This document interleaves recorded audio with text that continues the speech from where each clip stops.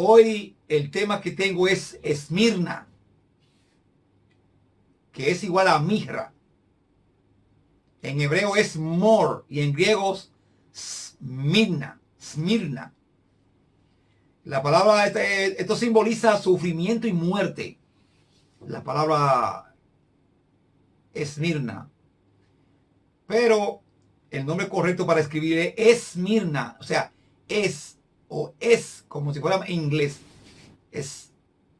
Sin embargo, está escrito con el nombre de Esmirna. Con la E. Pero es como si fuera en inglés. Esmirna.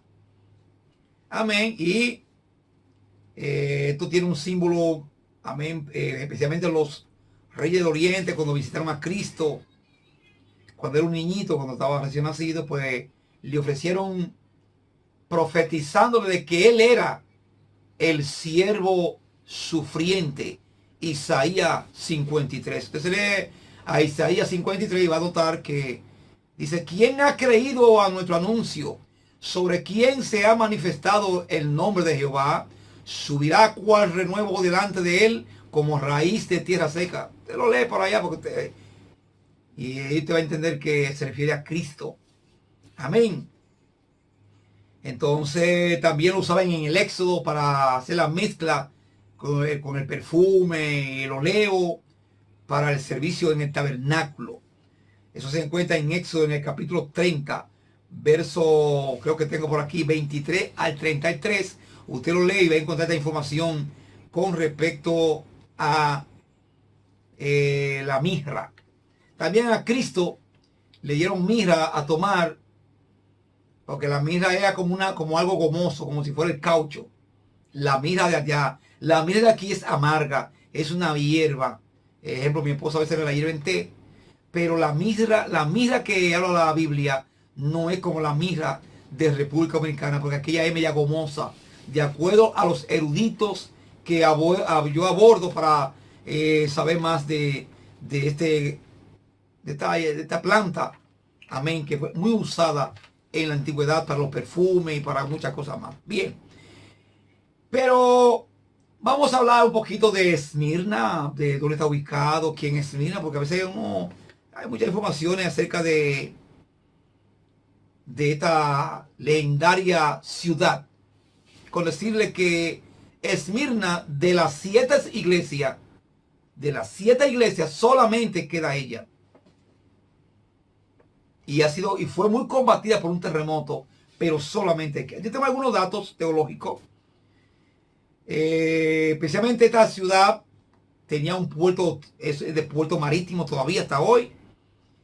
Muy próspera, y especialmente gracias por la parte geográfica hasta donde está ubicada. Amén. Bien establecida y se utilizó mucho en los tiempos cristianos. Y hoy día, eso queda por la parte de Turquía. El nombre de Esmirna, que existe hasta ahora, que la redundancia, es Izmir. Izmir, la primera ciudad, especialmente con ese nombre, fue destruida en el 100 años antes de Jesucristo. Y luego fue reconstruida por uno de los sucesores de Alejandro Magno. Erigieron allí una estatua, la imagen del Fénix, una ave legendaria que se levanta de la ceniza de la destrucción. Y especialmente tenía un simbolismo alto para que fuera aplicada a dicha región, a dicha ciudad de Esmirna. Bueno, entonces a esta iglesia la fundó el apóstol Pablo. El apóstol Pablo fue, amén, que la funda. Pero hay mucha información acerca de Esmirna. Yo me puse a buscar algunos datos. El pastor, algunos datos como los datos de Policarpo, los datos de este señor de Ireneo. Da algunas informaciones acerca de esta ciudad. Y dice que el pastor, ejemplo, Pablo la funda y Juan era el inspector o el presbítero. Siempre la monitoreaba.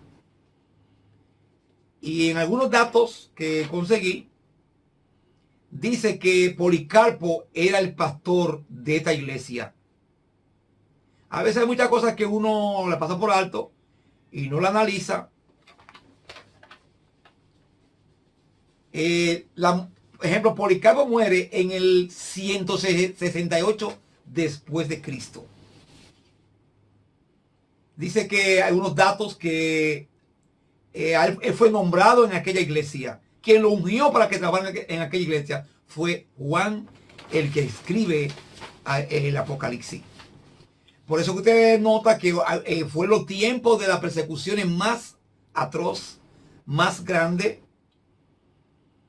Pero a pesar de la alta persecución, esta iglesia se mantenía firme. Algunos escritos como Marturium, en un escrito en la página 3, habla del martirio. Cuando él viajaba hacia Roma, le escribe una carta a Policarpo. Eso fue como en el año 108. Policarpo era obispo de Esmirna y dice que su obispado comenzó 12 años antes de ser martirizado. Tertuliano también habla mucho de él. La página 32 se llama bueno, es una palabra latina. También dice en un escrito de Policarpo, de Ireneo, dice que Policarpo era un joven cuando él habló con él. O sea, Ireneo habló personalmente con Policarpo y ella era un joven ya cristiano y fue consagrado, ungido, para la redundancia, por Juan como obispo de Esmirna.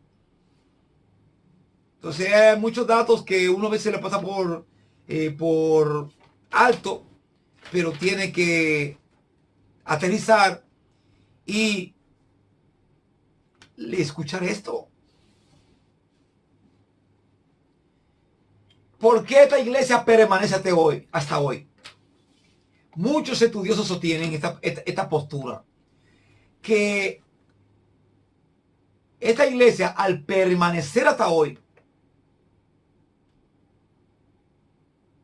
representaría que verdaderamente la iglesia de Cristo ha de pasar por una gran persecución. Es lo que dicen algunos estudiosos. No es que eso no está en la Biblia, pero algunos analistas bíblicos tienen esta creencia.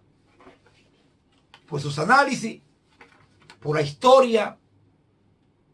Y hoy día estamos en gloria, la gente está contento, pero no echemos en saco roto, porque en cualquier momento puede desatarse, sea parte de la persecución de la gran tribulación. Sea parte de ella, ¿sabes? Y le voy a decir algo. Yo no soy profeta, pero como hay un show tan grande en el cristianismo, como hay tantas cosas que están pasando, tanta mundanalidad, tanto descuido, tanta creencia, tanto evangelio, Dios es capaz de permitir de que se levante una alta persecución para poder colar y sacar, hacer como en la antigüedad, que sacaban el trigo y lo aventaban en el aire para sacar las parvas o las pajas. Y Dios puede permitir que se levante a sí mismo un ventarrón de persecución y que venga sobre nosotros, para entonces sacar y desbaratar y desmoronar esa cháchara que existe hoy en día. Eso da pena. Que Dios tenga misericordia, como dice una señora por ahí. Así que Esmirna, en la carta le llega, y escuche esto, dicen muchos estudiosos que la carta fue enviada a Policarpo.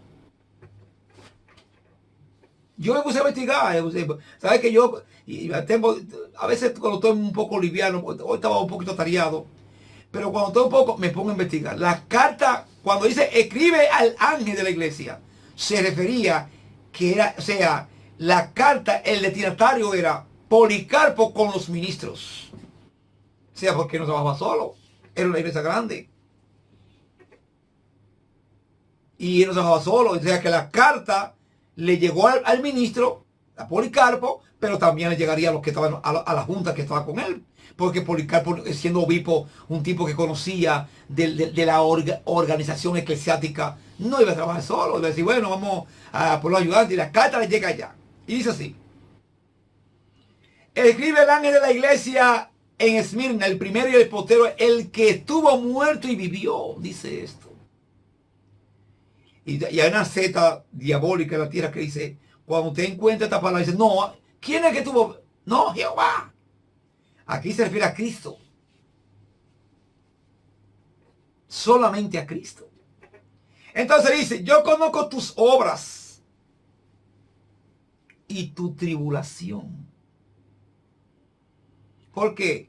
Porque esta iglesia se levantó en los tiempos más precarios.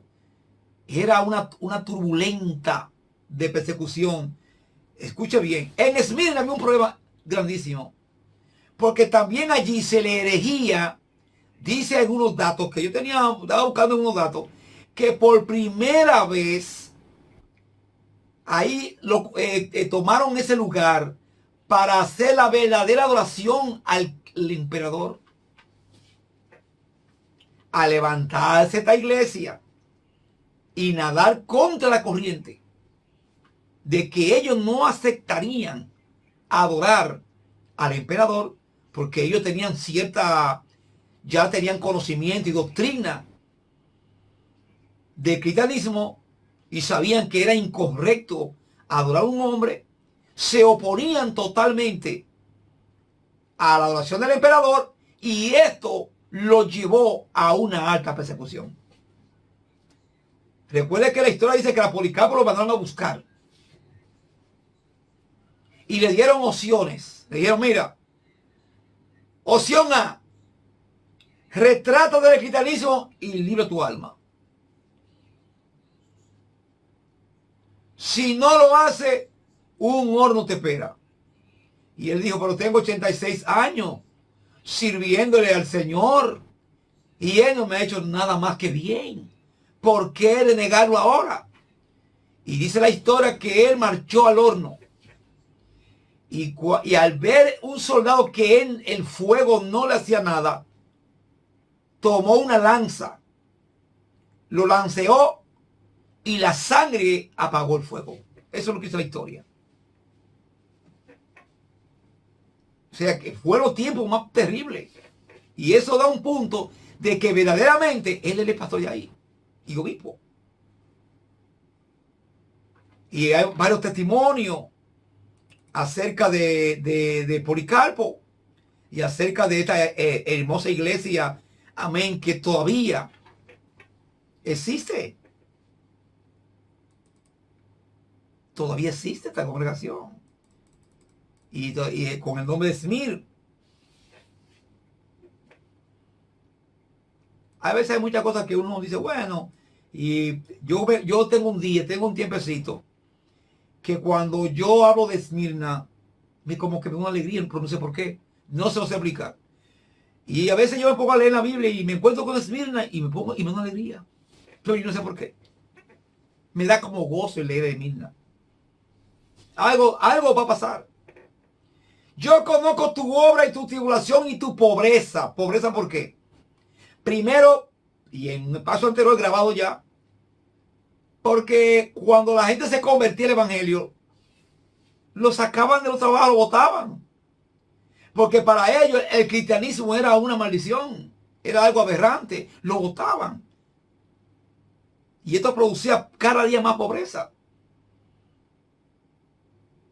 A veces muchos intérpretes lo malinterpretan y dicen que se refería a la pobreza espiritual. No, eso es mentira. Era pobreza económica.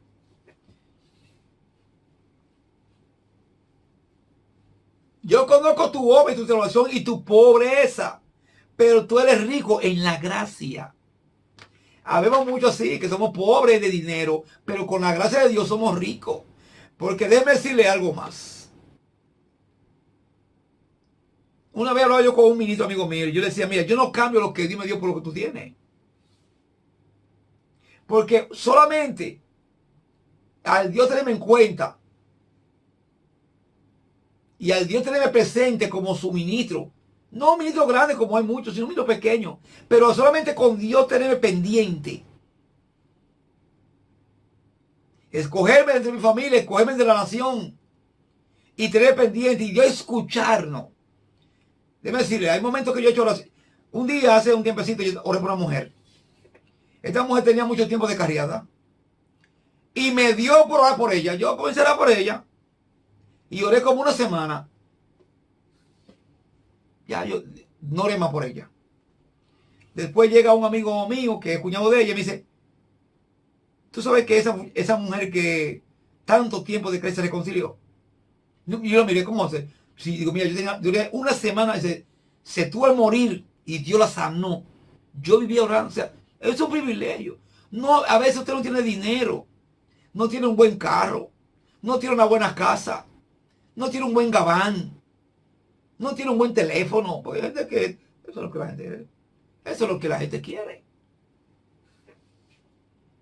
A veces no lo tiene ni en estima. Ese que va ahí es Juan sin miedo. Pancho Pitola, Juan Pérez, Don Nadie. Pero la gracia de Dios es mejor que todo eso. La gracia de Dios es mejor. Eso mismo pasaba en esta iglesia. ¿Por qué? Porque a pesar de que era martirizada, a pesar de que era perseguida, pero esta iglesia tenía la gracia de Dios. Dios estaba con ella. ¿No se da cuenta que esta iglesia y la de Filadelfia, como que se están ahí, como que se ven como que no hay mucho reproche aquí? Escuche. Conozco tu obra y tu oración, pero tú eres rico.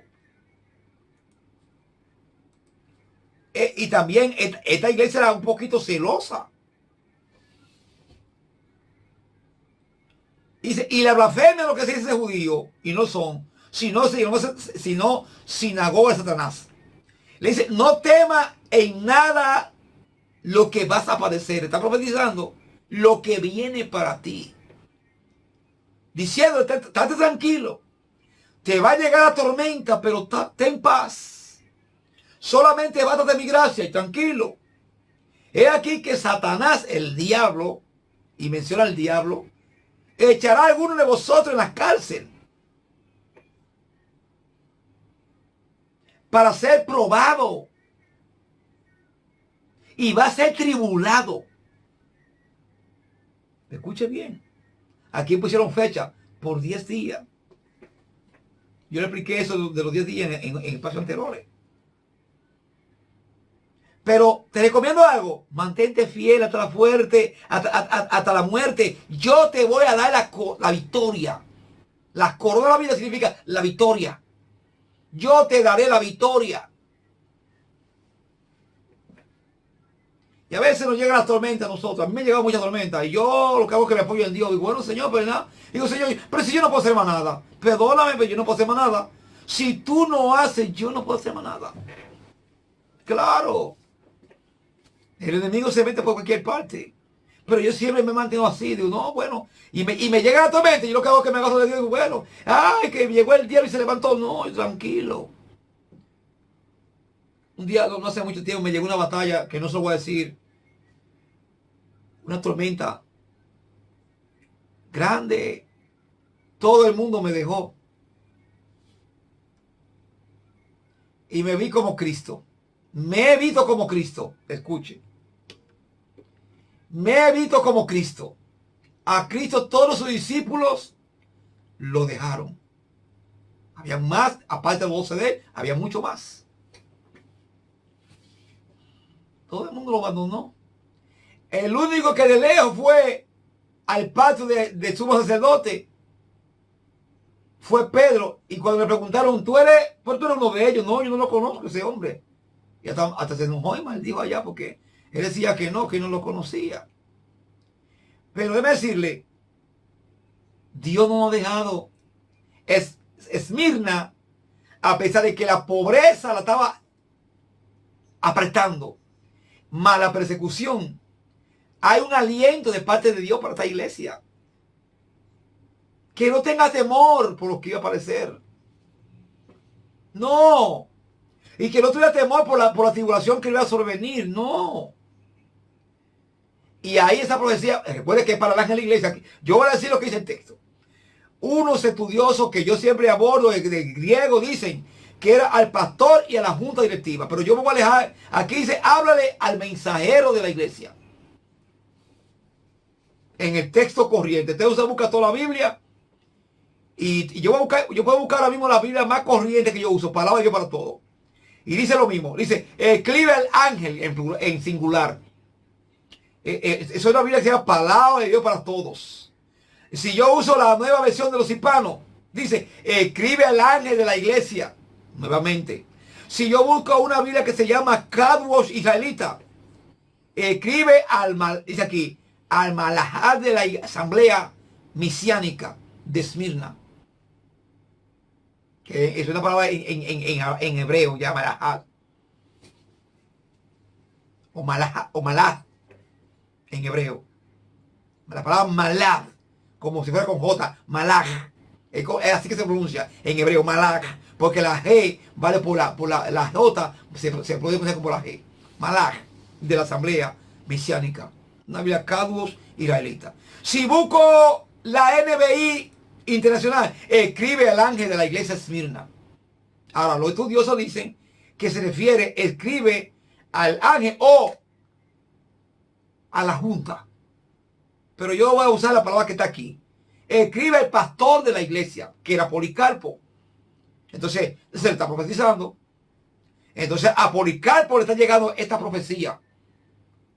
Porque es una profecía para el futuro. ¿Cómo? Le dice, yo conozco tu obra, o sea, y tu tribulación. O sea, parece que esta gente se esforzaban por la obra de Dios, se mantenían firmes, se mantenían en la santidad. Se pusieron a probar los judíos que habían allá, que dice un tipo, un escritor, que Esmirna estaba llena de judíos. Llena de judíos. Y esa iglesia fue compuesta por más por judíos. Y fue el apóstol Pablo que predicó en aquel lugar. Y entonces comienza a decir, mira, no hubo reproche. No como la demás. Igual, esta se parece a Filadelfia, lo mismo en Filadelfia. Aquí no hay reproche, aquí no hay censura. No. Simplemente le está diciendo esta palabra. Escuche bien. Yo conozco tus obras. Tu labor dentro del evangelio. Cómo te ha comportado, cómo ha vivido, cómo ha defendido las palabras, cómo ha predicado. Por amor de mi nombre, arduamente. Y también conozco tu tribulación, tu persecución. Era una de las persecuciones más atroces de aquel tiempo. Y la tapa al pomo se le puso con el sacrificio de Policarpo. Que yo le expliqué que Ireneo habló con él cuando era un jovencito. Y él dice, es aquí que, ahora la tribulación con el emperador, porque el emperador, al levantarse, vaya una redundancia, al elegirse la estatua del emperador y había que adorarla, ahora es el diablo, Satán, el que se opone, el adversario, el acusador de los hermanos, echará a alguno de ustedes en la cárcel. O sea que en este lío de Esmirna, y esto pasa con toda la gente que son fieles a Dios. Cuando un hombre o una mujer es fiel a Dios, cuando una iglesia trata de vivir para Dios como humano, porque hay iglesias que te confunden. Tú dices, yo encontré una iglesia que son todos nacidos de nuevo y todos son mundanos. Y yo me sorprendí. Yo me quedé boquiabierta. ¿Y cómo puede ser posible? Pero cuando hay hombres y mujeres que son fieles a Dios, Dios no se queda así. Y escuche esto. Dice que serían echados en la cárcel para que sean probados y tendrán tribulación por 10 días, una persecución. Sé fiel hasta la muerte y yo te daré la corona de la vida. Y entonces le dice a la iglesia, el que tiene oído oiga lo que el Espíritu dice a la iglesia. El que venciere de la persecución que viene, el que se mantuviera firme a pesar del conflicto que se armare, yo te daré la corona de la victoria. Te daré la victoria. La corona de la vida te dará la victoria. Porque se le puede, no estoy hablando de las coronas que se ponen en la cabeza, que esas sí se le van a poner a los vencedores. Pero aquí es, te daré la victoria. Por cuanto te mantuviste firme, fiel. Y no negaste mi nombre. Sino que te comportaste como un hombre o como una mujer fielmente ante el mundo, ante la persecución, ante la crítica, ante, déjame decirte, el ultrajo, a veces el menosprecio. Por cuanto te ha mantenido firme, te ha mantenido fiel, no te ha contaminado con el mundo. Has seguido como RT, como dice la gente, RT rajatabla. Hay mucha gente que son así, han seguido rajatabla, gente que todo es hiede y nadie vuela, hay gente que no contamina en el cristianismo, hay gente que no contamina, hay gente que, déjame decirle, hay gente que le molesta estar en la tierra. Entonces, a esas personas que son así, Dios le va a dar ¿qué? La corona de la vida. Dice, y no sufrirá daño de la muerte segunda. Sí, escuche bien esto. Y no sufrirá daño de la muerte segunda. Significa que no vas a ir al juicio universal que habla en Apocalipsis en el capítulo 20, del versículo 11 en adelante. No va a ir a ese... Claro, está claro, por ni modo. Si una persona se mantiene fiel, no va a ir a ese juicio. Es como recalcándole. Al que sea firme, al que se mantenga firme, al que se mantenga como vencedor, ese no verá ese juicio, ese no va a participar de esa condenación, sino que será coronado por cuanto ha vencido y por cuanto no ha negado mi nombre. Así que, amado, Dios me le bendiga muchísimo y Dios me le guarde.